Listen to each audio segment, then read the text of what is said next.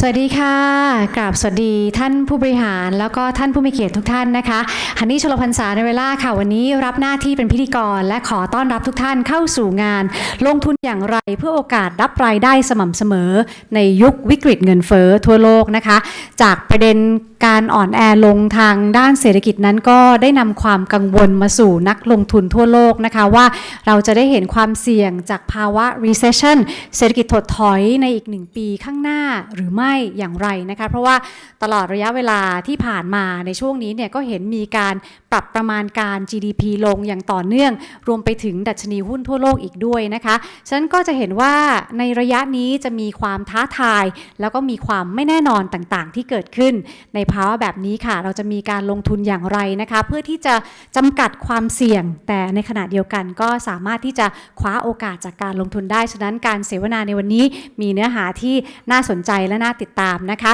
และเนื่องจากอับดีนก็ได้ให้ความสำคัญในเรื่องของการพัฒนาอย่างยั่งยืนหรือว่า sustainability วันนี้จึงไม่ได้มีเอกสารที่พิมพ์ให้ทุกท่านนะคะแต่ทุกท่านสามารถสแกน QR code ที่กระดาษซึ่งอยู่ตรงหน้าเลยนะคะจะมี QR code อยู่3ตัวแรกเนี่ยท่านสามารถสแกนแล้วก็จะได้รับเอกสารประกอบงานในวันนี้นะคะนอกจากนั้นสามารถที่จะส่งคำถามเพื่อที่จะถามวิทยากรในช่วงการบรรยายส่งมาได้ตลอดเลยนะคะสแกน QR code ตัวที่2ค่ะช่วงท้ายวิทยากรก็จะมาตอบคำถามในช่วง Q&A แล้วก็นอกจากนั้นเรายังมีกิจกรรมพิเศษนะคะถ้าเกิดว่าทุกท่านสามารถจะเพิ่มเพื่อนผ่าน LINE ของอับดีนั่นก็คือตัว QR code ตัวที่3คือแอดไลน์นั่นเองนะคะเราก็มีของสมนาคุณที่จะมอบให้กับทุกท่านติดตามขอรับได้ที่บูธอับดีด้านนอกนั่นเองค่ะเอาละค่ะช่วงนี้พร้อมแล้วนำทุกท่านเข้าสู่งานอย่างเป็นทางการนะคะขอเรียนเชิญทุกท่านพบกับท่านประธานเจ้าหน้าที่บริหารของอับดีประเทศไทยขึ้นกล่าวต้อนรับค่ะขอเสียงปรบมือต้อนรับคุณโรเบิร์ตเพนาโลซา Please welcome Mr. Robert Penaloza CEO of Aberdeen Thailand to warmly welcome us to the event ขอเสียงปรบมือดังๆต้อนรับคุณร็อบด้วยค่ะ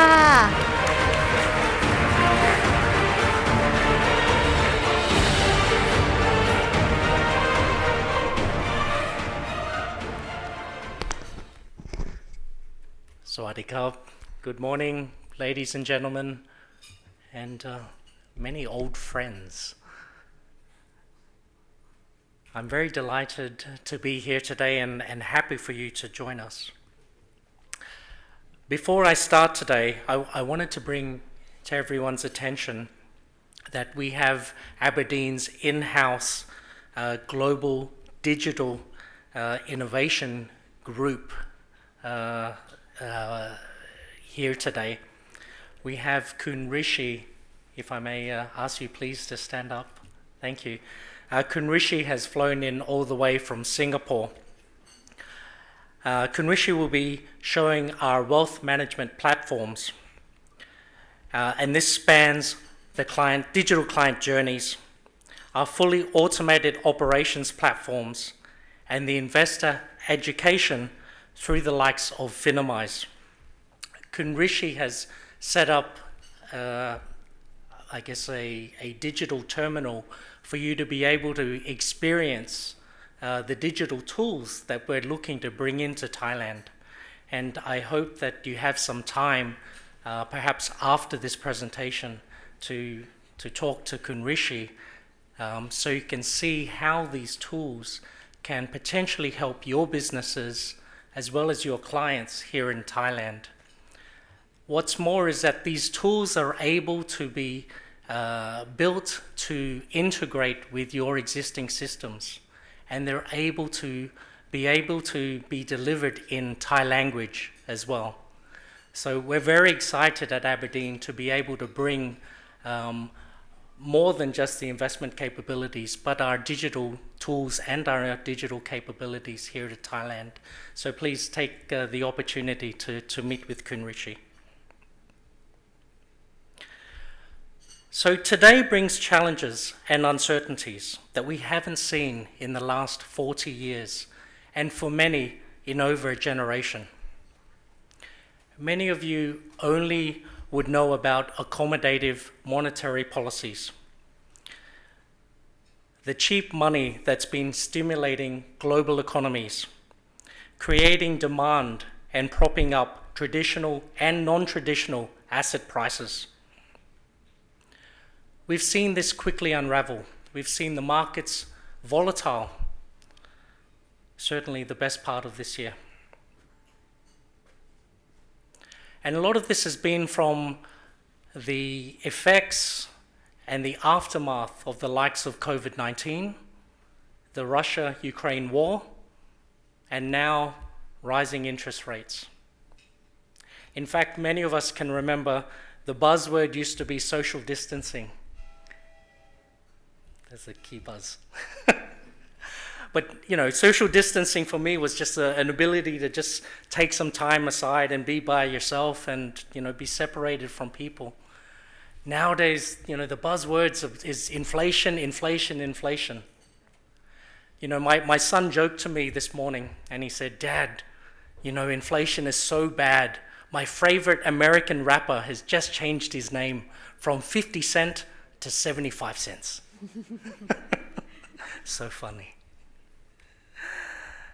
So it's with great delight that I introduce, particularly at this time, my esteemed colleague, Kun Josh Duetz. Kun Josh is based in New York, and he's flown all this way to meet you in Thailand, to share his global views and his investment experience, particularly during this time, so that it can benefit you and your clients in Thailand. By way of background, Kun Josh is Aberdeen's Deputy Head of Global Equities. He's also the Head of Infrastructure for Public Markets. Kun Josh joined Alpine Woods Capital Management in 2007, where he was managing this global dynamic dividend fund and their global infrastructure strategies. And in April 2018, Aberdeen acquired Alpine Woods. Previously, Josh was the managing director at Bear Stearns, where he was trading international equities. And before that, was with Arthur Andersen as the senior auditor and has an MBA from Wharton and a BA from Emory University.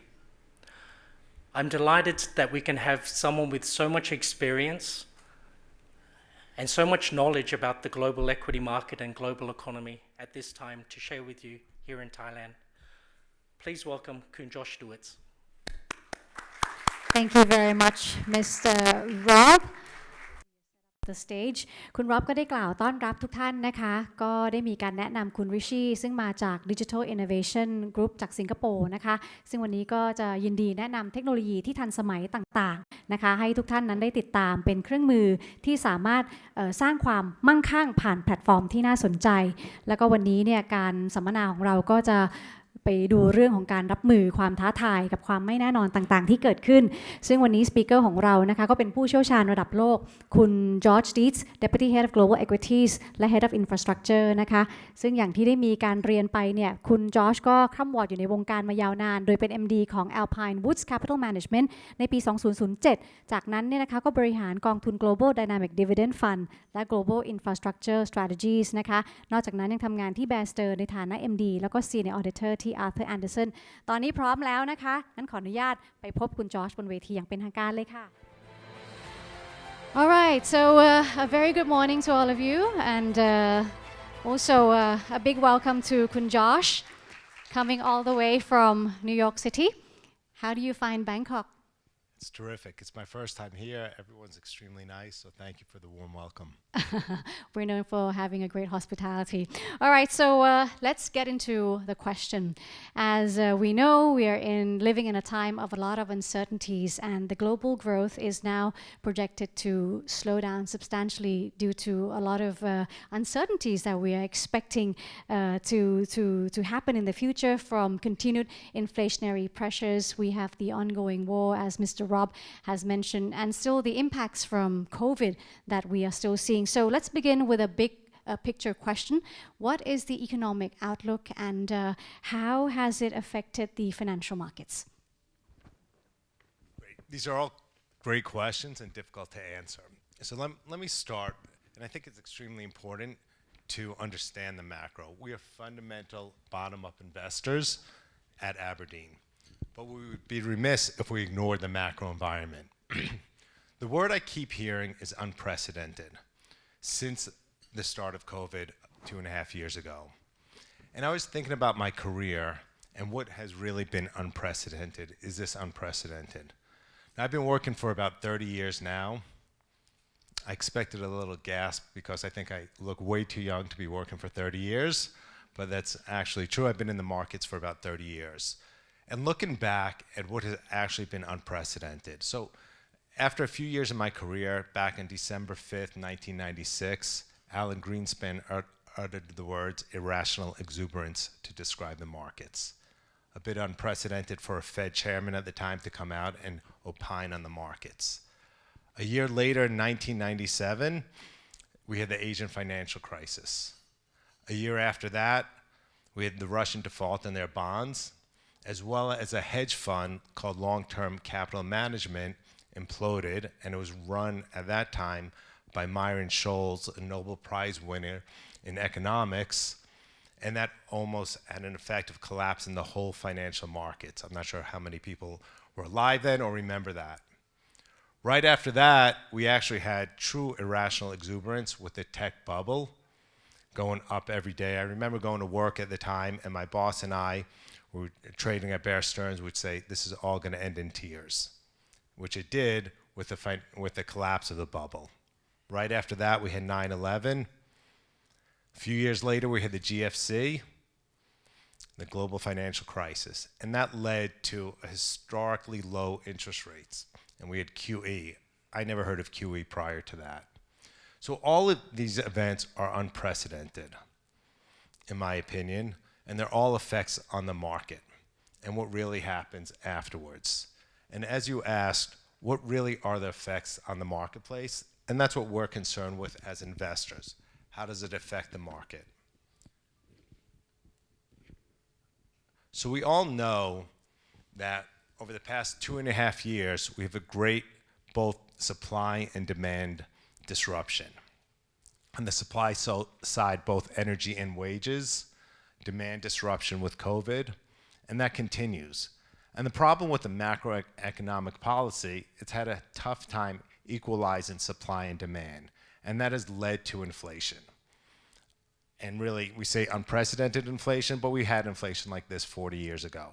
In fact, it was much worse. And I think our central banks are better equipped to handle that.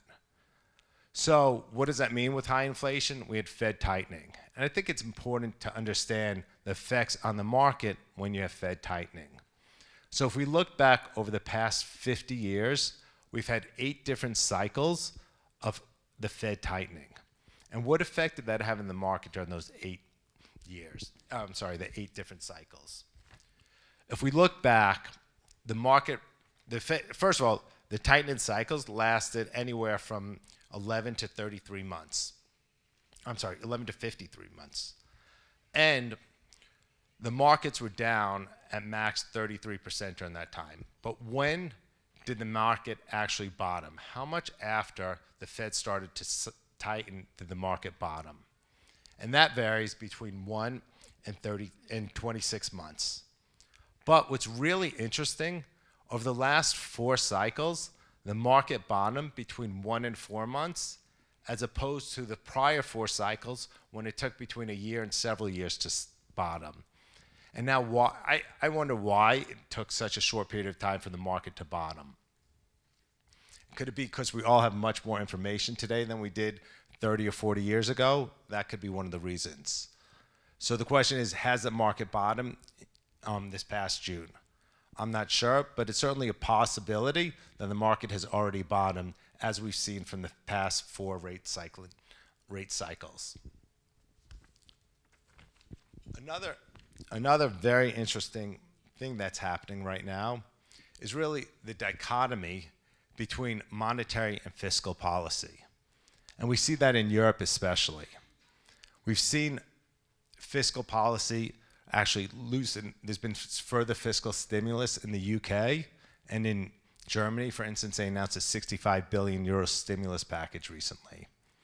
And what effect does that have on the markets? You could see after the UK announced their energy policy, basically the inflation expectations went down.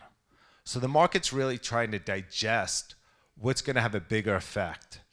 The fiscal stimulus, which is generally good for the markets, or the monetary stimulus, which is actually not as good for the markets. And that dichotomy to me is extremely interesting at this point.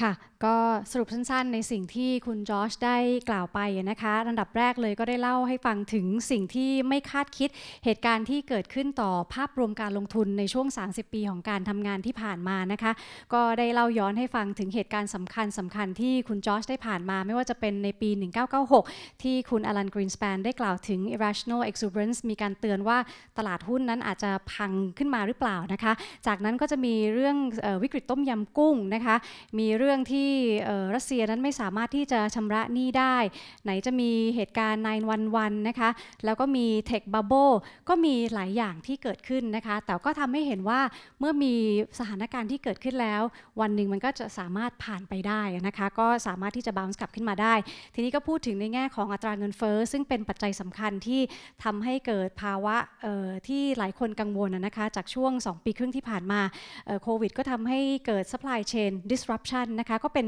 ประเด็นสำคัญที่หลายคนจับตาแกก็ให้ดูในกราฟอย่างที่ทุกท่านเห็นนะคะว่าในช่วง50ปีที่ผ่านมามันก็จะมีไซเคิลของการที่เฟดนั้นเข้ามาควบคุมสถานการณ์นะคะผ่านมาตรการทางการเงินซึ่งท่านก็อธิบายให้ได้ฟังกันมานะคะว่าไซเคิลที่เราเห็นโดยมากก็จะมีอายุประมาณ11ระยะเวลา11ถึง53เดือนด้วยกันนะคะแล้วก็จะเป็นช่วงที่ตลาดนั้นอาจจะร่วงหล่นไปประมาณ 33% ของไซเคิลที่ผ่านมาอย่างไรก็ตามเนี่ยนะคะก็มาพูดถึงวิกฤตในสหภาพขออภัยนะคะสหราชอาณาจักรหรือว่า UK ก็มีอัตราเงินเฟ้อที่สูงขึ้นเหมือนกันเหมือนสหรัฐนะคะแต่ว่าในช่วงที่ผ่านมานั้นอินเฟลชันก็ดูเหมือนจะลดต่ำลงมาเนื่องจากว่าทางรัฐบาลก็มีมาตรการที่เข้ามาสนับสนุนมี fiscal policy นะคะเข้ามาอุดหนุนทำให้เงินเฟ้อดูเหมือนจะลงมานิดนึงค่ะทีนี้เรามาดูในส่วนคำถามต่อไปนะคะว่าถ้าเกิดเฟดจะมีการขึ้นอัตราดอกเบี้ยอย่างที่หลายคนคาดการไปในเรนจ์ถึง4หรือ 4.5% เนี่ยจะทำให้เกิด recession หรือเปล่านะคะเรามาคุยกับคุณจอชกันต่อค่ะJosh, with the Fed expected to hike the interest rates further, possibly towards the higher end, some say 4 to 4.5%, will this tip the economy into recession as people fear? What are the odds?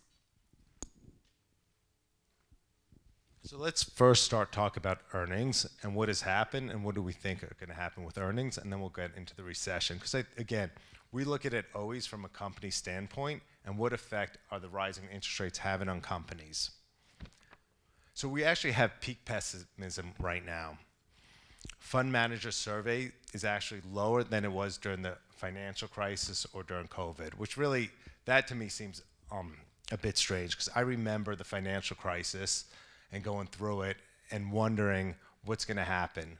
You know, Bear Stearns blew up and JP Morgan had to bail it out, and then Lehman Brothers we all remember, and just not knowing the next shoe to fall, are we going to go into the next Great Depression? So when I see the fund manager survey weaker than at that time, it really surprises me. So let's just look at earnings and what happened during the second quarter and talk about a little bit during the third quarter, what we expect. So in the second quarter, the S&P 500, actually 75% of the companies beat their earnings, which is, as you can see from this chart, fairly normal that many companies beat. On average, they beat by 4.9% in their earnings. In Europe, you had something similar where 62% of the companies beat their earnings, which is higher than normal, and it was about 55% on a normal basis. So you see that we are having still good earnings in the second quarter. And in terms of revenues, also much higher than expected on the revenue side, which you would expect in a high inflationary environment, that companies are able to raise their prices, which is actually positive for margins overall. Now, this is an extremely important slide to me as a manager of companies. Looking at the nominal versus real revenues. Just because you have higher revenues, if you're not raising it higher than inflation, then your margins are going to get squeezed. And which industries are able to do that? And you can see these industries outperforming. You know, healthcare, utilities, certainly energy for different reasons. Consumer discretionary been able to continuously raise their revenues. This to me is just a key when looking at the type of companies that we want to invest in during this time period of high inflation. So again, in Europe, much better revenue forecast than actually expected. So very positive and leading into a surprise in margins for many companies across different sectors.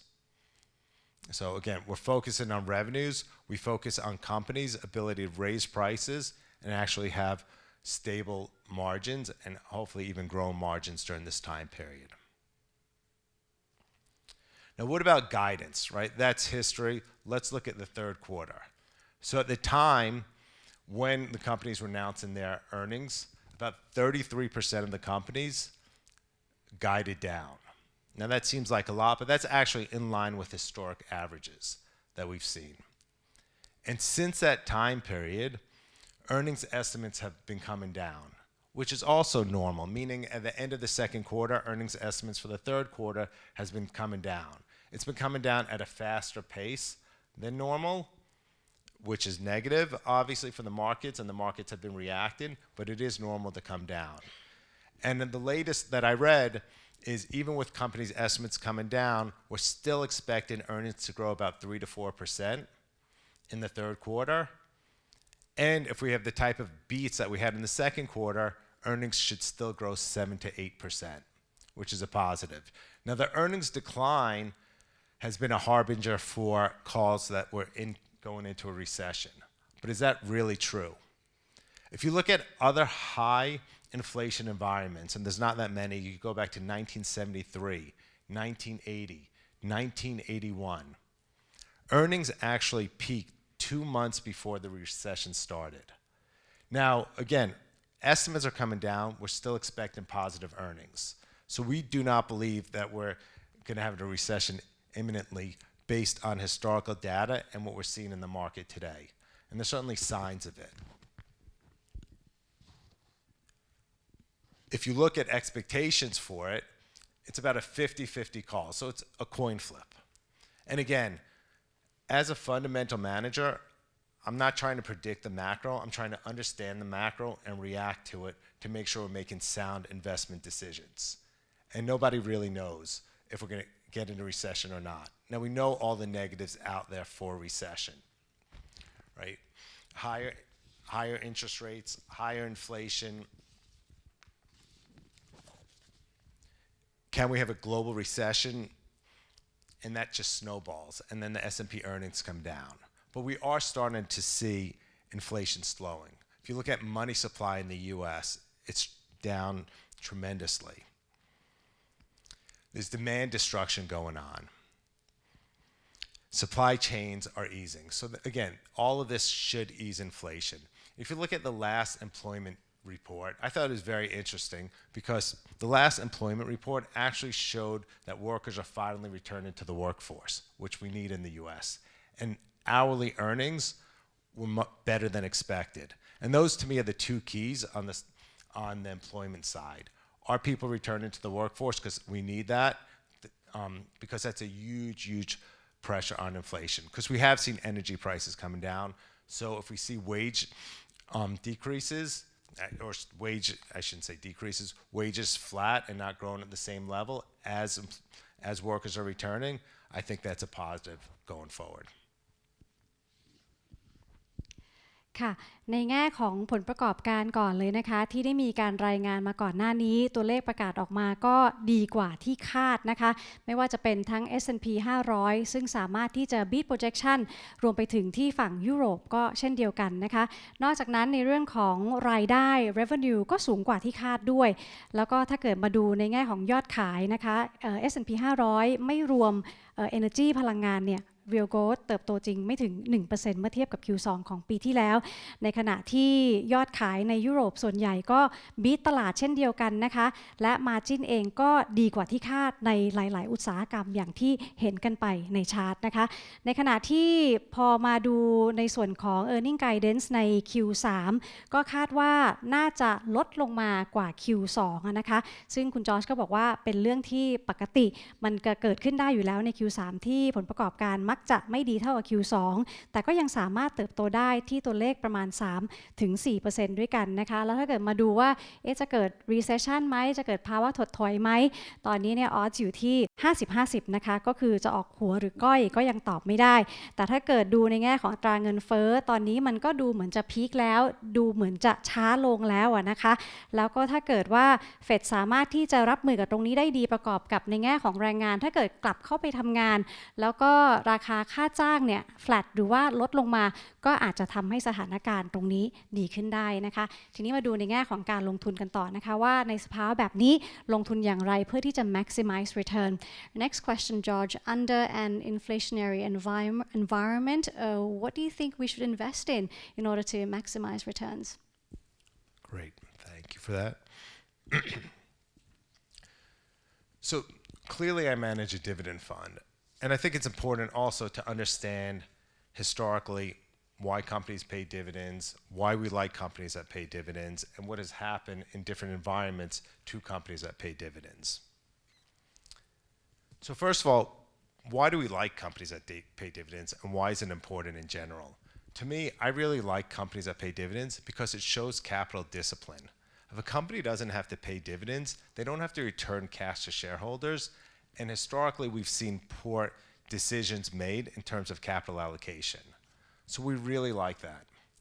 In an inflationary environment, if you look at valuations of companies and high growth companies, a lot of that is based on terminal value. And when you see higher inflation, the terminal value is worth less and less. Cash upfront is important. I just read last week a Jefferies report that said the critical issue today is not whether to invest in a value company or a growth company, but it's whether a company has cash, generates cash, and pays a dividend. And if we look back historically, since 1936, 36% of total returns were based on dividends. But since 2013, only 14% of total returns have been based on dividends. EPS growth has been ahead of dividend per share growth by 30%. And companies still have the ability to pay dividends. If you look at cash on the balance sheet of the US corporations and consumers, it's $20 trillion, which is a 35% increase since only 2019. So the companies have cash. Historically, the payout ratio was about 52%, and now it's only about 35%. So companies do have the ability to pay cash and pay dividends, and that we believe going forward will be a big part of the total return. And you could see here the steady pace of dividends growth over time. And obviously during 2020, during COVID, we saw dividends decrease a little bit, but now have rebounded quite a bit since then. And it depends where you look. For instance, in the US, dividends grew even during COVID by about 1%. And that's because there's so much cash on the balance sheet, and it's important to pay dividends. So the first thing companies have done is pull back on their buybacks and continue to pay their dividends. In the second quarter, on the MSCI, dividends increased by 12.7% overall, and expected to grow in 2022 overall by 7%, and 2023 we're still expecting dividends to grow by 5%. So we believe in an inflationary environment, dividends are going to make up more of a total return than ever before, or I should say at least return to historical levels. I shouldn't say than ever before. And this is just by region. You can see the dividend growth. We continue to have dividend growth, and we expect it even during an inflationary period, and even if we enter recession, depending on obviously how deep a recession, if we do enter one. ค่ะก็ในแง่ของการลงทุนเนี่ยถ้าเกิดเราลงทุนในบริษัทที่สามารถจ่ายเงินปันผลได้ก็ถือว่าเป็นแหล่งการสร้างผลตอบแทนที่สำคัญนะคะก็ได้เห็นจากชาร์ตไปแล้วว่าบริษัทเนี่ยโดยรวมที่มีการเก็บข้อมูลจากทั่วโลกเนี่ยนะคะก็ดูว่าสามารถที่จะจ่ายผลตอบแทนได้โดย total return ราว 50% หรือว่ามากกว่านั้นเนี่ยนะคะของทุกตลาดกิจการต่างๆก็สามารถที่จะจ่ายเงินปันผลได้นะคะแล้วก็ตัวเลขจาก Q2 จากตัวดัชนี MSCI ACWI นั้นก็มีโกรธปันผลอยู่ที่12.7% เลยทีเดียวนะคะแล้วก็คาดว่าปีหน้าก็ยังสามารถที่จะจ่ายเงินปันผลได้ที่ระดับ 5% ก็ถือว่าในภาวะที่เจอแรงกดดันจากอินฟลชันหรือว่าเงินเฟ้อเท่านี้ก็ถือว่าโอเคอยู่นะคะ Aberdeen has an active global fund that aims to generate premium yield. That is the Global Dynamic Dividend Fund, or the GDD. Can you share with us why this fund is a good diversification and what are the investment strategies? Perfect. So let me explain the fund a bit, and I think it's important to understand the history of the dynamic dividend funds. So it's been around about 2 years here in Asia, but the history goes back all the way to 2003. In 2003, there was a tax law change in the United States where if you owned a dividend or a company that paid a dividend for 61 days, you had a lower tax rate. At the time, the company that Rob mentioned, Alpine, I was at, it was before I joined, decided that in the US, companies normally pay dividends 4 times a year, that if you rotate between companies, so if you held a utility company for 61 days and then sold it and bought another utility company, you could actually receive 6 dividends a year rather than 4 and have the lower tax rate for that. And that's the genesis of dividend capture and how it began, because this fund generates a higher yield than most because of the dividend capture. During that time period, the managers of the fund realized that if you went to Europe, you actually could collect one dividend because it's an annual dividend and you didn't have to rotate as often and held that stock for 61 days. And you could generate a higher yield for your investors. So in 2006, in July of 2006, Alpine raised a closed-end fund in the US called AGD, and they raised about $400 to $500 million. Again, with this qualified dividend with about a 9% yield to it. Because it was successful, 6 months later, they said, let's get rid of the qualified dividend income and raise another fund. And they raised AOD with a headline yield about 10.6%. And they raised between $3.5 and $4 billion, at the time, one of the largest IPOs ever. Then the financial crisis hit and the funds underperformed, and it continued to underperform. And it underperformed not because of dividend capture, because of the strategy at the time the managers were employing. So about 10 years ago, in December of 2012, the Alpine owners asked me to manage the fund, to take over those funds. So I did a few things at that point, which I think is helpful in understanding the framework of which we look to invest. At the time when I took over the funds, like I said, underperformed. I also, as Rob mentioned, managed a infrastructure strategy. And anytime I went out and talked to investors about the infrastructure strategy, and they heard I was from Alpine, they didn't want to invest with us because they were disappointed in what happened with the dividend funds. Because investors who invest in a dividend fund expect lower volatility, a consistency of that dividend, and Alpine was not delivering on either of those objectives. So when I took over the funds, I changed a few things. One, at the time, the yield was 14%. So I immediately cut the yield to 7%. I went to the board of directors and explained how we got to a 7% yield. And the approach I took is, one, I want to understand dividend capture and the effects of dividend capture on the fund, and how we could be selective in dividend capture, and also the cost of dividend capture. Because anytime you trade, there are costs. It's not only the commissions that you pay, but there's trading costs, the frictional costs of buying and selling stocks. So I wanted to be able to be selective in the dividend capture trades. In addition, you pay withholding tax depending on the jurisdiction. So I wanted to understand exactly the withholding tax and the effect. In addition, it's a closed-end fund in the US, which means you had to have a competitive yield. And also, I wanted a yield that was sustainable and not raising and cutting it every time the market moved. So that's how we arrived at that 7%. In addition, I looked at the fund and I said, I understood the history. There was a lot of momentum trades going on. Again, I think we have to, as a fund manager, it's extremely important to understand the macro, but I don't want to make macro bets. I'm not going to tell you for sure that we're going into a recession or that we're not going into a recession. I understand there's a possibility of it, but that's not where I'm making my bets. I want to understand the companies on a fundamental bottom-up basis. And that's what we're trying to do in there. So we took the MSCI All Country World Index, which is our benchmark, and we use that as a framework. So we're not benchmark huggers. There's over 2,000 names in that benchmark.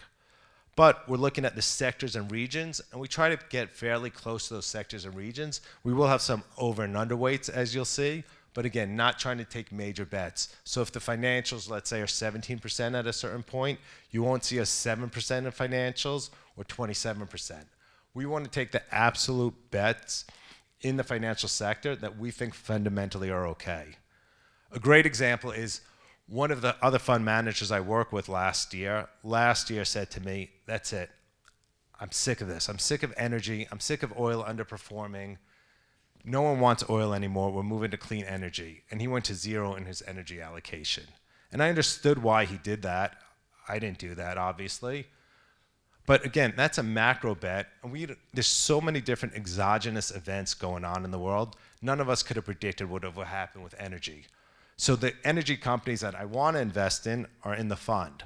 Again, and you look at different companies in the fund, balance sheet is so important to us, and as little risk as I could take with getting the returns. So for example, in the energy sector, you'll see midstream pipelines in there. Why do we like midstream pipelines? Because they're still benefiting. They have stable, predictable cash flows in them. And even during, if you remember in the beginning of COVID, when oil went actually negative, the futures, those companies were still making money. They were still earning their cash flows and still paying dividends. So those are the type of companies that we want to invest in this fund to really have a stable, predictable dividend as best we can imagine it. So on this slide, you'll just see this is a historical annual yield of the dividends dating back to December 12. This is for our open-end fund in the US, which is run extremely similarly to GDD here. Oh. And you can see the breakdown of total return from the dividend part of it and from NAV appreciation. Now, when we look at dividends, and the question is, why do dividend capture at all, and what does it really provide? Because this fund yields about 6.4% currently. So what does dividend capture provide? When you look at other high dividend funds that have a high yield, what are they doing? There's a couple of things you could do. You could sell covered calls to provide the dividend, and what covered calls really does is limit your upside, because every time the stocks start rallying, you've actually sold the covered calls. In addition, you can buy stocks with extremely high dividends. Why do companies have very high dividends? It's because the market either expects them to cut their dividend or they've gone X growth. What we've seen from our research is that companies that are actually growing their dividends, that's really the sweet spot. If a company could grow their dividend, those are the ones who outperform over the long term. And that's why we really like companies that can do that. Anytime we look at a company, we're really looking at the total return. What's the total return of the company? If one of my analysts or a broker ever leads, I like XYZ company because of the yield, generally that's not what I want to invest in. I want to understand the company. I want to understand their growth. I want to understand their balance sheet, and if they have the ability to grow and earn a total return for this fund. And that's what we're looking at for GDD. I see. And so far, you've been able to produce, what's the yield? Currently, it's about 6.4%. 6.4%. Now, looking at the management strategy, what interests me is that it has been structured into investing in the core companies and the dividend captures. Can you explain to us a bit more what is dividend capture in the structure of this fund? Perfect. So I know a lot of investors focus on dividend capture. So first I want to state that 95%, and these are rough estimates because dividend capture goes up and down, roughly 95% are the core companies that we hold for the long term. These are the companies that we like. These are the companies like the Williams of the world that have those steady, predictable cash flows with high dividends. That's what we're searching at, and that's what really provides a total return over the long term. So what is dividend capture? So as you can see, the 95% core, roughly 5% is a dividend capture.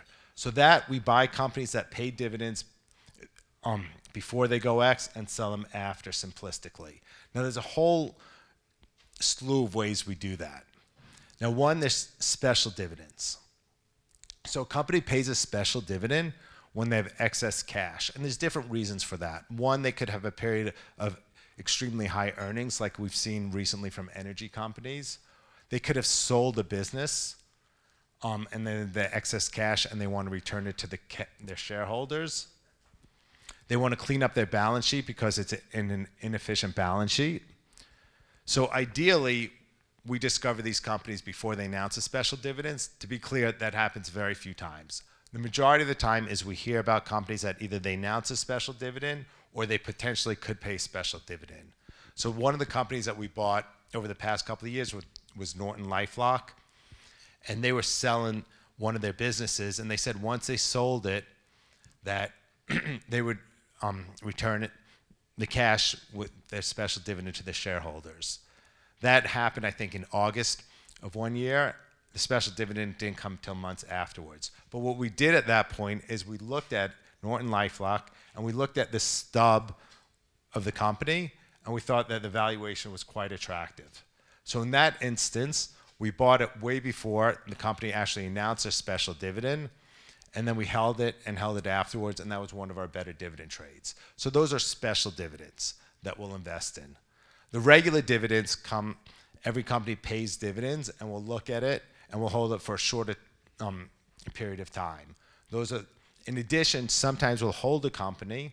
One of the companies that we own is paying a regular dividend. We'll double up on that position and then sell out our original holdings after it pays a special dividend. So we get twice the dividend on the companies that we hold with a risk for only 5 or 10 days of that extra holding period. So again, those are different ways that we try to capture our dividends. ค่ะก็เรียกได้ว่าเป็นกองที่มีการลงทุนที่น่าสนใจนะคะจากที่คุณจอร์จได้เล่าให้ฟังถึงที่มาแล้วก็ความสำคัญของกองนี้นะคะซึ่งก็จะมองหาหุ้นดีๆที่สามารถจ่ายเงินปันผลนะคะอย่างสม่ำเสมอแล้วก็เป็นการสร้างรายได้ที่มั่นคงแต่ว่าในสตรัคเจอร์ของกองเองที่แบ่งเป็น2ส่วนหลักที่เมื่อสักครู่ได้ฟังไปเนี่ยคือจะมีคอที่จะเป็นการลงทุนประมาณ95%นะคะแล้วก็ dividend capture ที่เขาเน้นเนี่ยจะอยู่ที่ประมาณ 5% ด้วยกันซึ่งจริงแล้วจะเข้าไปลงทุนในหุ้นที่จ่ายเงินปันผลแต่ว่าก็ต้องเข้าไปดูนะคะว่าบริษัทนั้นจะมีการจ่ายปันผลพิเศษอย่างไรช่วงไหนนะคะแล้วก็อาจจะถือเป็นระยะเวลาสั้นๆก่อนที่จะ exit ออกไปนะคะแล้วก็นำเงินออกมาแล้วก็ไปลงทุนหาโอกาสใหม่ๆต่อก็ถือว่าจะเป็นการสร้างสตรีมของรายได้ที่น่าสนใจแล้วก็สม่ำเสมอมากๆนะคะทีนี้มาดูว่ามันประสบความสำเร็จแค่ไหนสำหรับกองนี้ซึ่งที่ผ่านมาก็มียิวประมาณอยู่ที่ 6.5% นะคะ As for the dividend capture strategy, how successful has it been? So again, as I mentioned, back in 2008, 9, 10, when these funds were underperforming, investors were worried about dividend capture. It's a strategy not implemented otherwise. But it wasn't dividend capture that underperformed. We've actually had a fairly good track record of dividend capture. And by the way, this is an example of dividend capture and how it works, just so you could see that.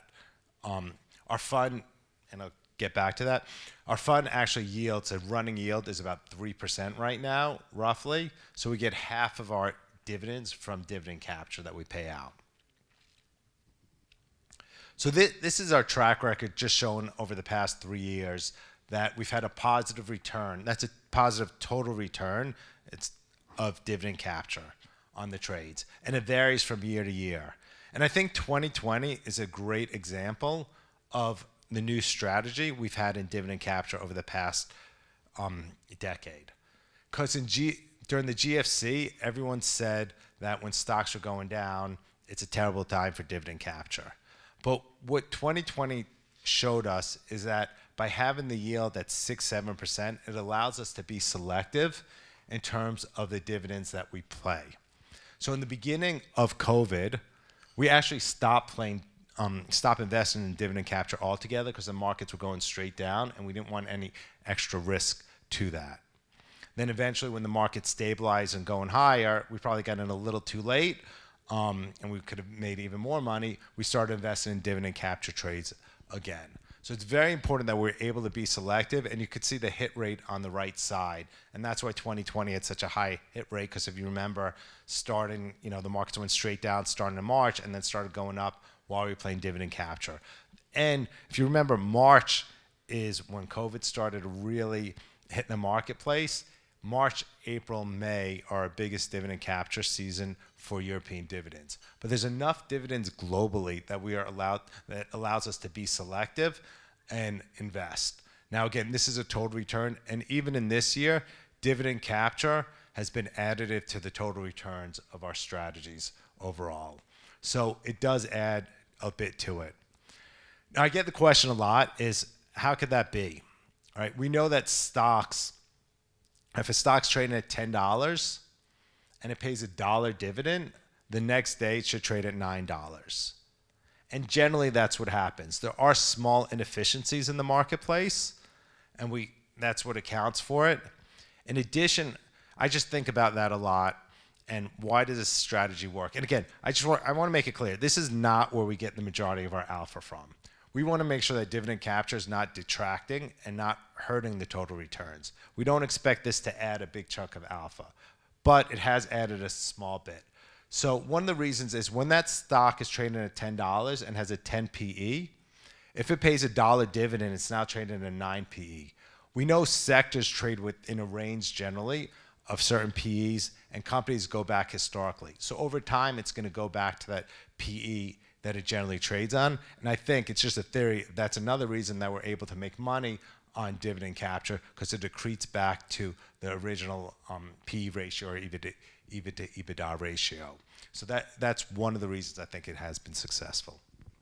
I see, but it's only 5% in how you manage your fund. Do you plan to increase it to more if it produces, interesting yields? That's a great question. So we don't plan, and that's part of what I was talking about, the history of the fund. And the reason it's 5%, because we think at those levels, it could add value. If you get too high and you're forced to play too much dividend capture and your yield gets too high, then it actually becomes value destructive over a time period. So that's why we think that sweet spot is around 5% of the fund. Okay, and what about the positioning and performance in general? Because what I understand is most of your investments or the companies that you look out for are in the US.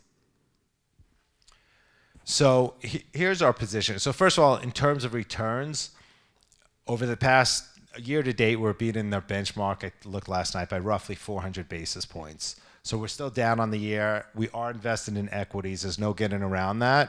But we are outperforming the MSCI All Country World Index, which is our benchmark, by about 400 basis points.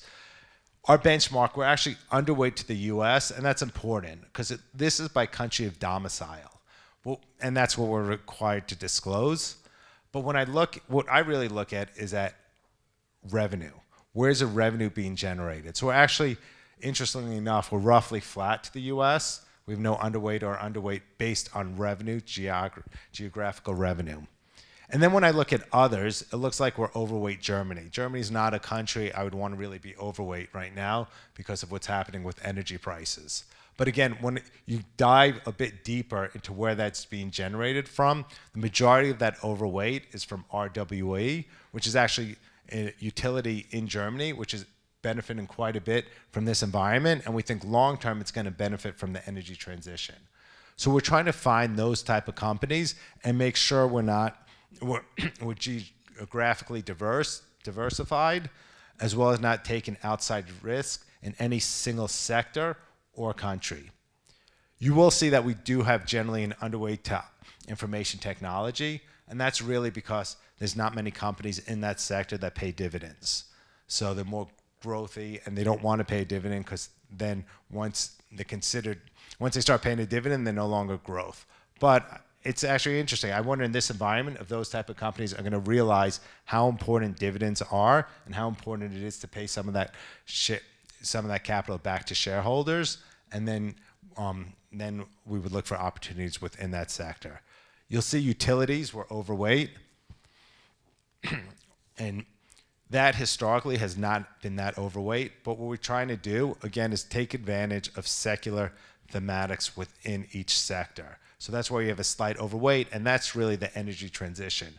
If you just look how much money is being spent on the energy transition, even before the recent infrastructure bill that was passed, or I should call it the Inflation Reduction Act that was passed in the US, we had that overweight. Because the energy transitioning is happening, and it's not only because of climate change, it's because the cost of energy, the cost of producing solar and wind has come down so much that it's now now cost effective compared to carbon emitting alternatives in certain geographies. In Europe right now, they're producing about 20 gigawatts of new renewables every year, which costs about $25 billion. That's projected to grow, spending about 160 billion euros per year. So we think there's just great opportunities, and that's what we're looking for in each sector. In the consumer discretionary sector, for instance, we're really looking for companies, again, that have the steady, predictable cash flows. A good example is TJ Maxx. Again, this is prior to the pandemic, which changed things a little bit, but every quarter they had same-store sales increase, and I think it was something like 46 out of 47 quarters they had same-store sales increasing. Those are the type of companies that we're looking to invest in, rather than a company that we're betting on whether a fashion trend will work or not. As you can see, I'm probably not the best dressed person, so I'm really looking to avoid just investing in fashion itself. So those are the type of companies we want to invest in. ค่ะก็จากการลงทุน track record ของบริษัทก็มีผลประกอบการที่ดีนะคะจากที่ได้เห็นก่อนหน้าสามารถที่จะสร้าง yield ได้อย่างต่อเนื่องแม้ว่าจะอยู่ในช่วงภาวะโควิดก็ตามนะคะ hit rate ก็ถือว่าเป็นที่น่าพอใจก็เลยถามว่าถ้าเกิดมันสามารถสร้างรายได้ที่ดีขนาดนี้จากการลงทุนในตัว dividend capture เนี่ยทำไมไม่เพิ่มจาก 5% ให้สูงขึ้นคุณจอร์จบอกว่าในระดับ 5% ก็น่าจะเป็นระดับที่เหมาะสมแล้วนะคะในขณะที่การลงทุนก็จะเลือกดูตลาดนะคะว่าตลาดไหนมีโอกาสดีอย่างในสหรัฐอเมริกานะคะก็เป็นหนึ่งในตลาดที่ได้มีการเข้าไปลงทุนนะคะโดยดูที่หุ้นเป็นหลักหรือรวมไปถึงที่ยุโรปอีกด้วยซึ่งตอนนี้ก็น่าจะเป็นโอเวอร์เวทที่ประเทศเยอรมนีนะคะแล้วก็ในอุตสาหกรรมที่เกี่ยวกับยูทิลิตี้นะคะก็น่าจะเป็นสิ่งที่มีอนาคตเพราะว่าช่วงนี้ก็จะมีเรื่องของ energy transition มีการลงทุนในส่วนนี้เพิ่มมากขึ้นก็น่าจะเป็นโอกาสที่ดีหรือรวมไปถึงถ้าเกิดเป็นในเซกเตอร์ของ consumer discretionary ก็จะมองหาบริษัทที่มี cash flow นะคะมีกระแสเงินสดที่ดีนั่นเองค่ะ Well then, would you like to summarize the key facts of GDD before we open the floor for questions Q&A ซึ่งใครมีคำถามสามารถที่จะพิมพ์เข้ามาได้เลยนะคะผ่านสแกน QR code ตัวที่2นะคะแล้วเดี๋ยวช่วงต่อไปคุณจอร์จจะมาตอบกันค่ะ Alright, please. So if you could see, again, we believe that investing in companies that pay dividends over the long term pays out. Historically, it hasn't worked as much over the past few years with extremely low interest rates. We think even as inflation might have hit peak inflation at this point, we do believe we're going to have higher inflation than we've had over the past 10 years. And we think investing in companies that pay dividends are the best way to invest going forward in this type of environment. We do it by investing 95% of the names in core names, 5% in dividend capture, which has worked. We're looking for companies that have the ability to grow their dividends. Now we have several companies in our portfolio like Genuine Parts. They've actually grown their dividends for 66 straight years. We have other companies that have grown their dividends over 25 years, including companies like Lowe's, like Nextera in our fund, Air Products, Lindy. Stanley Black & Decker, all grown their dividends over 25 years straight, which means they grew it through COVID, which means they grew it through the GFC. They've grown it through good times and bad times. Those are the type of companies we're looking to invest in that have that ability so we can consistently pay out that dividend. ค่ะก็เป็นการสรุปนะคะว่ากองนี้ก็สามารถที่จะสร้างกระแสรายได้อย่างต่อเนื่องผ่านการรับดิวิเดนด์นั่นเองนะคะโดยหลักๆแล้วก็จะมีลงทุน 95% ในคอแล้วก็ 5% ใน Dividend Capture นะคะก็ยกตัวอย่างว่าจากที่ได้มีการลงทุนที่ผ่านมาก็มีหลายบริษัทด้วยกันนะคะไม่ว่าจะเป็น Lowe's Air Production หรือว่าNextero นะคะที่สามารถจ่าย Dividend ได้อย่างต่อเนื่องตลอด 25 ปีนะคะไม่ว่าจะเป็นในช่วงที่มีวิกฤตหรือว่าไม่มีวิกฤตก็แสดงให้เห็นนะคะว่าการลงทุนในบริษัทที่มีความน่าเชื่อถือแล้วก็สามารถจ่ายเงินปันผลได้ก็จะเป็นหนทางในการสร้างรายได้ที่ดีนั่นเองค่ะเอาละค่ะนี่ก็จะเป็นรายละเอียดของตัว GDD นะคะโดยเราได้ฟังมุมมองและทิศทางต่างๆที่น่าสนใจกันไปแล้วช่วงนี้ก็จะเปิดโอกาสให้ท่านได้ Q&A นะคะใครมีข้อสงสัยประการใดก็สามารถที่จะสอบถามกันเข้ามาได้เลยนะคะเดี๋ยวยังไงจะมีขึ้นที่หน้าจอไหมคะส่งมาที่ไลน์นะคะเดี๋ยวขออนุญาตใช้โทรศัพท์มือถือนิดนึงนะคะมีหลายท่านได้ส่งคำถามเข้ามานะคะ Okay, so we have a few questions, Mr. Josh. First is, if inflation rate continues to increase, will the GDD strategy still be a solution for investors? I guess you have to highlight it again. So we think with rising inflation, the place you really want to invest is in dividend companies.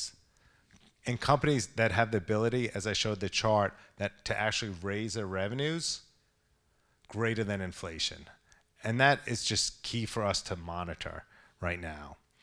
And when I say monitor it, it's because when you ask the company whether they have the ability to raise their prices with inflation, most companies are going to say yes. But do they actually, right? Because even if you speak to Coca-Cola, which has been around forever, just because they raised their prices 40 years ago during an inflationary environment, does that mean they're going to be able to raise it today?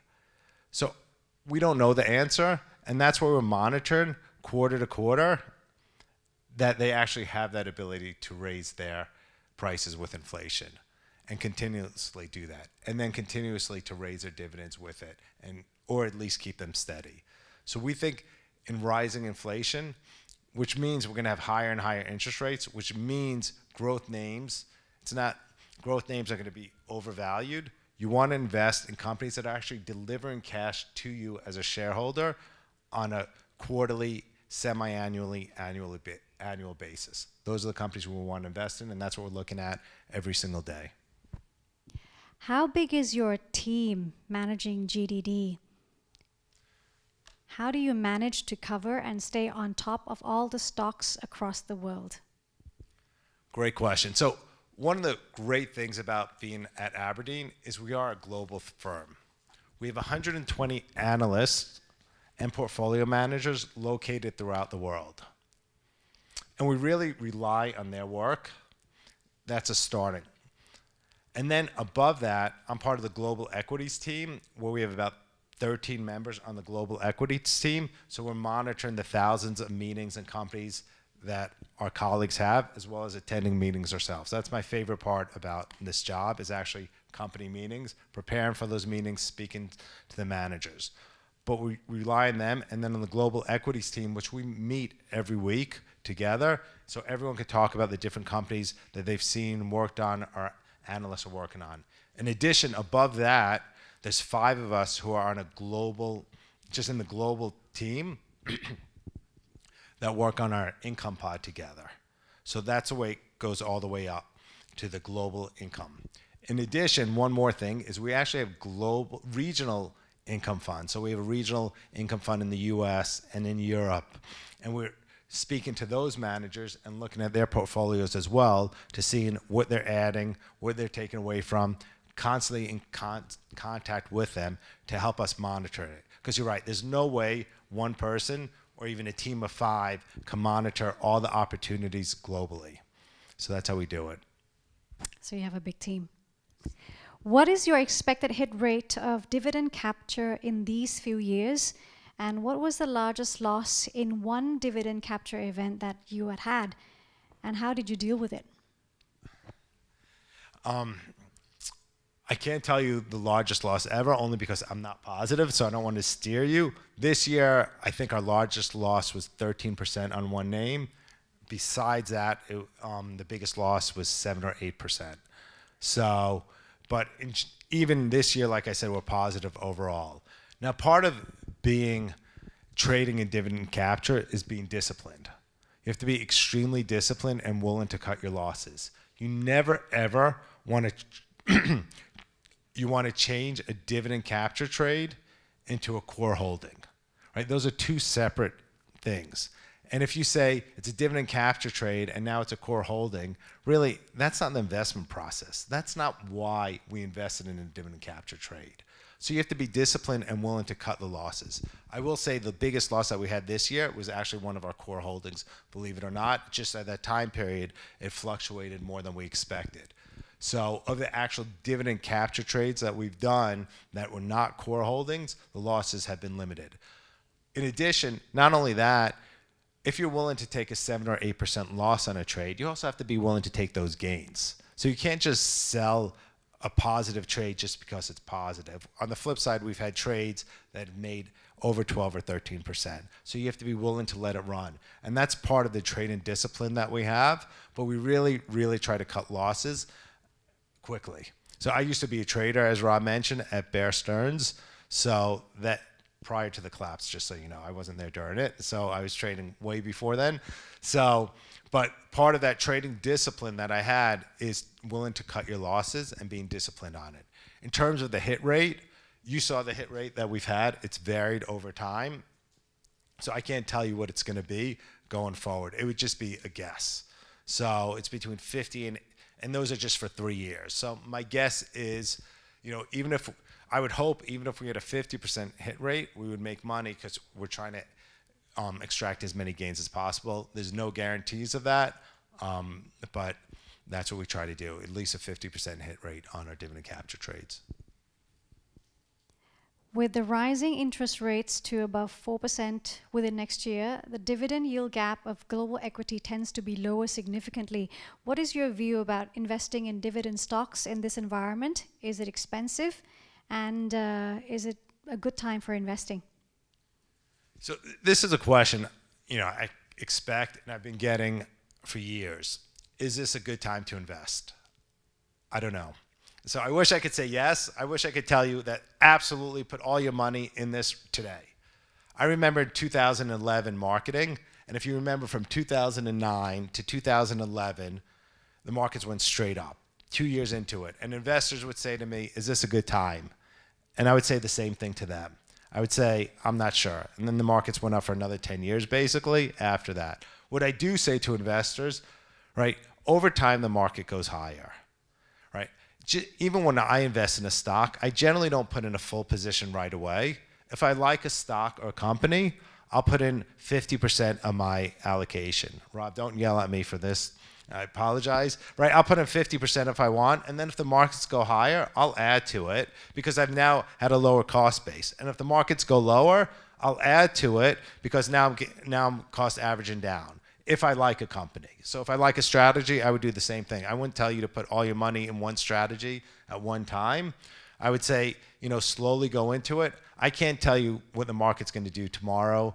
And people ask, they like to hear macro advice and when's the perfect time to invest. If you told me in January 1st, 2020, that the world was going to have a massive pandemic like we haven't seen in 100 years, economies were going to shut down, we would have global lockdown, and the Fed and the ECB and JCB was going to throw all this money, and every country was going to have fiscal stimulus, I would have said, don't invest a dime, knowing all of that information. Right? So I can't predict what's going to happen in the marketplace because none of us can. We say there's two types of people.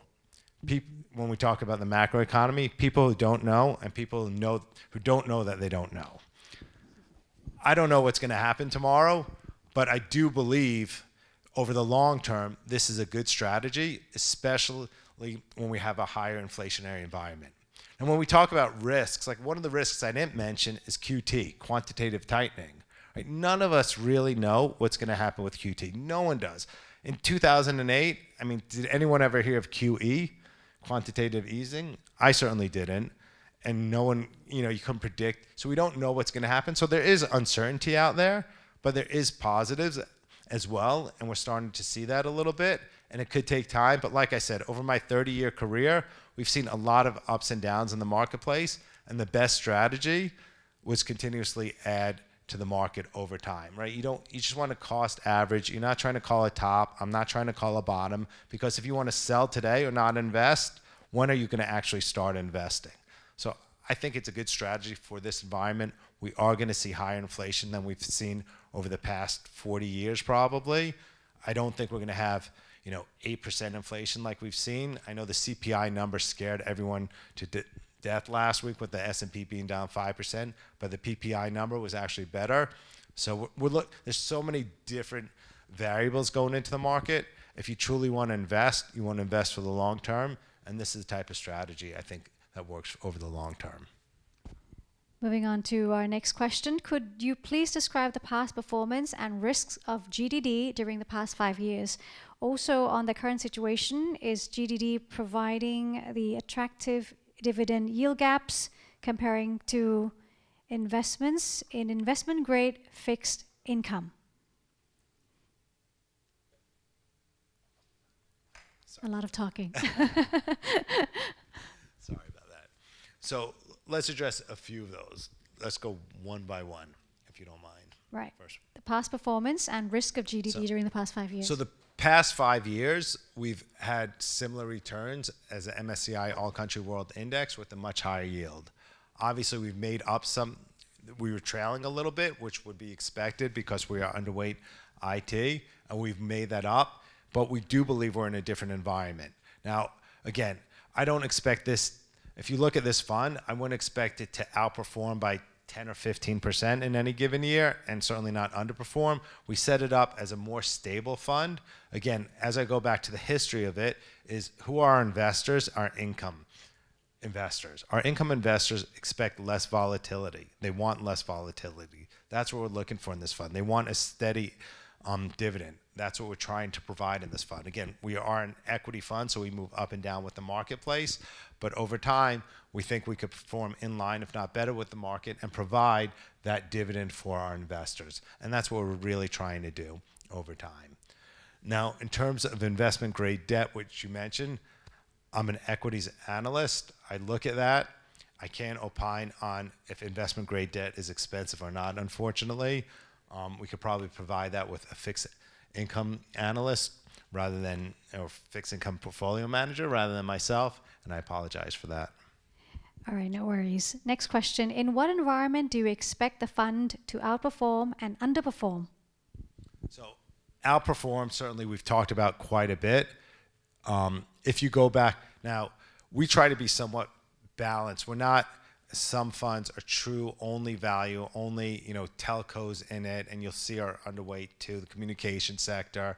So traditionally, you'll see that we've really outperformed our peer group over the past 5 and 10 year period, because I believe we look for total return in any investment. It's not only about the dividend, and the dividend's important and provides it cash. We're looking for total return. We're looking for understanding the moats around the businesses that we're investing in. Basically, we are investing in businesses ultimately that pay cash and pay dividends. So we would hope to continue to outperform our peer group in that environment.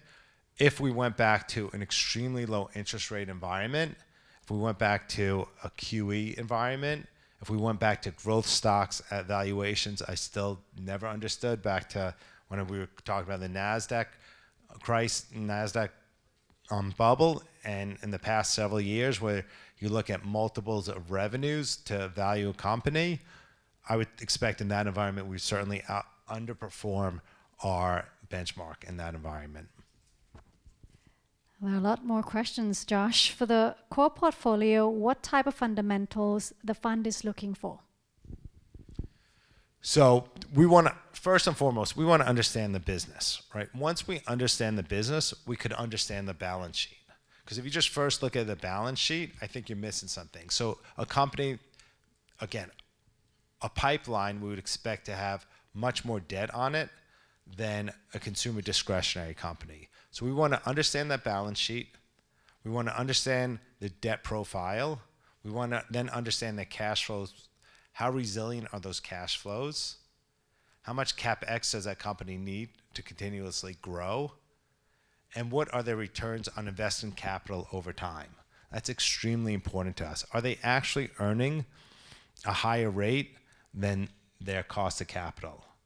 So those are the type of things. In addition, we want to understand, right, you can't compare companies across sectors. We want to understand within each sector the capital required to operate in that, and then compare it in the different regions. And then we're looking at the FX risk and things like that. So there's a lot of variables, but it really comes down to understand the business. Does it make sense? Are there moats around the business? How's their balance sheet? And what are their cash flows? And are those cash flows sustainable? So that's how we look at it very, very broadly. Theoretically, share price should fall after companies pay their dividend. How do you manage this in your dividend capture strategy? So on that strategy, again, we do expect the share price to fall after the dividend. It happens almost every time, almost. But again, we're looking at each trade on a total return basis. And that's why when I talk about this, this is a total return. So if a company has paid a dividend, we're looking to earn that. We're looking to earn a total return on that. And that's how we're evaluating. So we do expect those share prices to go lower. But if we could basically sell it higher than a cost basis, that's where it's somewhat additive. Again, the dividend capture strategy, to me, provides the income necessary to pay our shareholders. We're not looking to make tremendous alpha from that. That's what it's there to provide. We want our total returns to be generated for the companies that we like for the long term, that we understand and like the fundamentals. Every dividend capture trade we do, we either cover it or we write a note on it. So we're not just doing it blindly, and we want to understand it. We want to take out as many risk factors as possible. So generally over dividend capture trades, and dividend capture trades vary in time. They could be literally a few days to months. So if it's months, we're obviously going to understand the fundamentals much better. On a shorter term trade, we want to avoid any risks we can. So we're not going to trade something over earnings of a company. Because earnings, we can't predict what the earnings are going to be. That's when the companies are most volatile. So we're trying to take as many risk factors as possible when trading our dividend trades. Would you like to explain a bit more? How do you source the regular and special dividend captures? Perfect. So we have several ways to source it. So everyone, I think, at Aberdeen now knows that we're looking for special dividends. So if their companies are going to possibly pay a special dividend, they'll alert me. So, and let me know, our team knows. So example is Pacific Basin this year in China. It's a shipping company that paid a special dividend. And we actually talked about that quite a bit beforehand on our income pod and made it all the way there and whether we want to invest in it. We felt like the company, it was a bit too volatile. Over time, they don't earn their cost of capital. It's a totally commodity type business. So we didn't invest it over the long term, although we knew that that special dividend was going to be paid. And we actually played it for the special dividend. So we invested it for a shorter term period because we didn't want the risk to it. We have a spreadsheet that comes out every day that shows, I think, literally thousands over the year of companies that are paying the dividend, and we'll sort it and look at it and see what makes sense. We've been doing this for a long time now, so we know the cadence of certain companies and when they pay dividends. In addition, I have alerts set up from Bloomberg and from Street Account, and that anytime a special dividend company talks about it or the possibility, it's brought to my email box. So I see it in my inbox. So that's another big way. And the Norton LifeLock example was literally when they announced it, I kept getting emails about it months before, And then no one talked about it, so that's when I started looking at the company and decided I didn't invest right away. I invested several months later, but again, several months prior to them paying a special dividend. So there's many different ways that we look at special dividends and regular dividends to see them. And they are plentiful. So regardless, even you can look back, like I mentioned, there's companies in our portfolio that paid dividends throughout the GFC, will continue to pay dividends. Certain companies inevitably will have to cut their dividends. That's just part of it. If we actually hit a recession, or even if not, if something goes wrong, but we're looking at the big picture. We have a portfolio of 80 to 100 companies, so we're fairly diversified. So we're not relying on any one company for that dividend, and we think we could continue to pay that dividend. One last question. It's about inflation. In your point of view, has inflation peaked? I think we're getting pretty close to it. Because if you look at what's happening with energy prices, and that caused a lot of the inflation, especially in the US, and energy prices are really starting to come down and really feed into other areas. In addition, what's the other? So it's energy and it's labor. So if you look at, I go back to the peak pessimism, it's not only investors, corporations are worried about it, a recession. So what are corporates doing? But they also don't want to lay off their workers. They don't want to lay them off because they saw what a difficult time they had hiring them. So we think that wages are also basically not going to grow as fast. So the combination of energy prices going down, slowing in wages, the base effect, money supply, I do think we have hit peak inflation. And if not this month, a month from now. So we'll start seeing it come down slowly.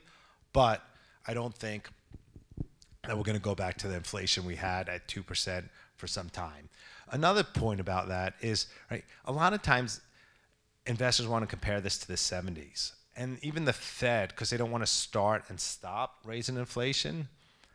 But the difference now is if you look out, inflation expectations going out a few years by people, it's only about 2.5%, which is very different. We don't have it built in after 40 years of not having inflation. I don't think consumers have it built in that we're in this period of higher and higher inflation. Even anecdotally, when you speak to people in the US and they talk about buying something, they're waiting for prices to come down. It's not this that you have to buy it today or else prices are going to go higher and higher. And that leads to that vicious cycle of inflation going higher and higher. So I just think that mentality difference, psychological difference now than 40 years ago, right? We don't have gas rationing, which we had 40 years ago during the inflation period. It is different. It's very different. And that's why I think we're fairly close to peak inflation. And right, even the Fed raising rates. So expectations are now 75 or 100 basis points instead of 50 or 75. And then the next rate increase will be right before the election. The question is, are they going to even raise rates right before an election? So this is a very interesting fact. I don't know how true it'll be, but if you look back since 1946, a midterm election in the US, there's never been a 12-month period that the market wasn't up after a midterm election. Now, that doesn't mean the market's going to be up this time. I just thought that was just, one of these interesting facts that we're going to midterm elections and the market generally rises after that. And there's so much pessimism in there because of inflation, because we haven't seen this uncertainty. And I go back to my original slide. There's always exogenous factors in the marketplace that we don't expect, and we get through them. And it doesn't remind me of the GFC at all.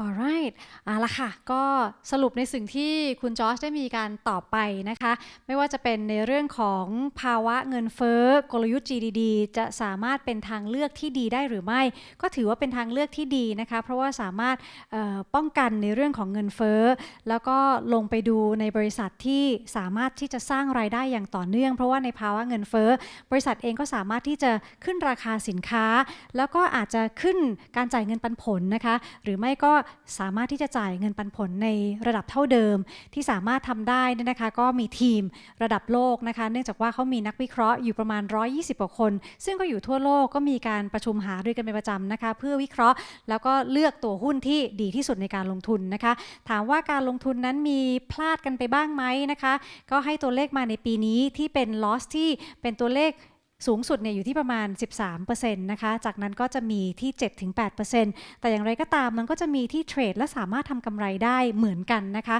ซึ่งถ้าทำกำไรได้เนี่ยก็ 12-13% เลยฉะนั้นน่ะมีทั้งฮิตด้วยแล้วก็มีมิสด้วยนะคะในแง่ของการลงทุนเป็นเวลาที่ดีไหมโอกาสในการลงทุนเป็นอย่างไรนะคะเขาบอกว่าเวลาที่ดีที่สุดใช่หรือไม่ตอบยากนะคะเพราะว่ายกตัวอย่างตั้งแต่ปี 2009 ถึง 2011 ที่หลายคนถามว่าน่าลงทุนหรือเปล่าคือเขาก็ไม่สามารถบอกได้แต่ว่าตลาดมันก็ขึ้นมา10ปีต่อเนื่องนะคะฉะนั้นการลงทุนก็จะเป็นการลงทุนแบบเฉลี่ย cost average ที่ไม่ได้ลงทุนตุ้มเดียวหรือว่าในทีเดียวค่อยๆเป็นค่อยๆไปนะคะโดยใช้กลยุทธ์ที่เป็นลักษณะของระยะยาวมากกว่าโดยเฉพาะในภาวะที่เราเห็นอัตราเงินเฟ้อเป็นตัวกดดันแบบนี้นะคะก็จะถือเป็น strategy ที่เขามีการดำเนินในแง่ของการตอบแทน5ปีที่ผ่านมา yield นั้นคุณจอชบอกว่าก็สูงกว่าของ CI นะคะแล้วก็ที่ผ่านมาในเรื่องของการ outperform ก็สามารถที่จะ outperform เทียบกับตลาดเนี่ยตลอด 5-10 ปี